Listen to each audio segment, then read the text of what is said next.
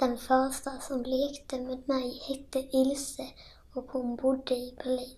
Det var 1908. Nu ska du få följa med mig på min resa och få höra vad jag har varit med om.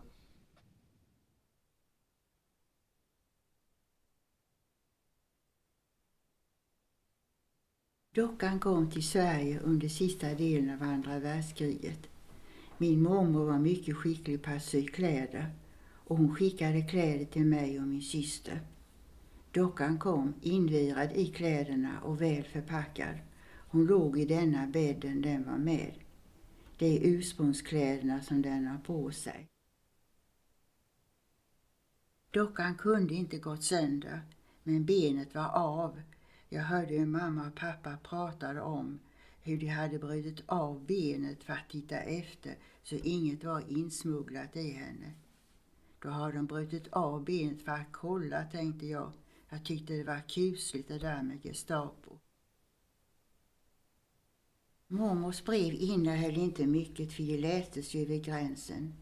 Min mormor bodde i Berlin nära flygplatsen så hon räknade med att bli utbombad.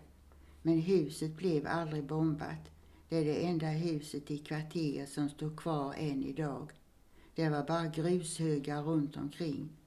Alla fönster var urblåsta men kläder och sängkläder fanns kvar. Hon hade vad hon behövde för att klara sig och dockan fanns kvar. Min mamma var född i Berlin men min mormor var född i Schlesien. Mormor var en pojkflicka lite vild av sig men hon lärde sig sy. Så hon begav sig till Berlin och försörjde sig på att sy fram till första världskriget. Innan första världskriget lämnade morfar fru och barn för hans föräldrar accepterade aldrig att han gift sig med en bonddotter. Mormor var från landet. Hon försörjde mamma som sömmerska. Hon ljög och sa att hon var änka så hon blev antagen till utbildning till sjuksköterska och hamnade på lasarettet i Tempelhof och fick ta hand om skadade soldater. Mamma var enda barnet. När mormor stod vid operationsbordet och jobbade var mamma hos portvakten. De hade kontakt ända tills de dog, portvaktens barn och mamma.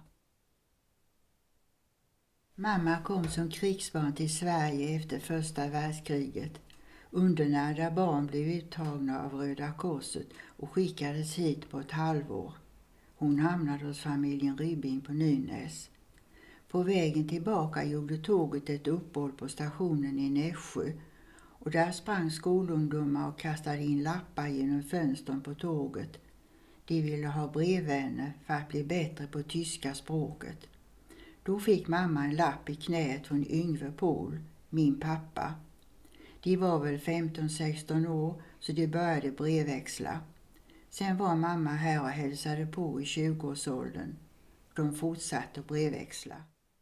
Pappa utbildade sig till ingenjör och Svenska Tändsticksaktiebolaget anställde unga svenska ingenjörer som var ogifta.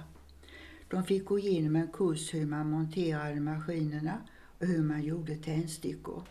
Sen skickades de iväg utomlands. Pappa hamnade i Indien. Där var han i 3 år och skrev till mamma hela tiden. Sen kom han hem på semester och de gifte sig. Bröllopsresan gick tillbaka till Indien och jobbet. Jag föddes där. Efter 3 år i Indien flyttade de hem. De ville stanna i Sverige men tändsticksfabriken hade andra planer. Pappa sa upp sig och började arbeta på Norrhammars bruk. Senare sökte han jobb på Osbypannan och vi hamnade här. Vi lekte inte så mycket med dockan för vi var ju så rädda om den. Men vi tyckte om att gå och bära på den för den var ju lite tung. Det var mer babyaktigt. Den fick aldrig något namn. Vi bytte kläder på den och sydde lite kläder till den.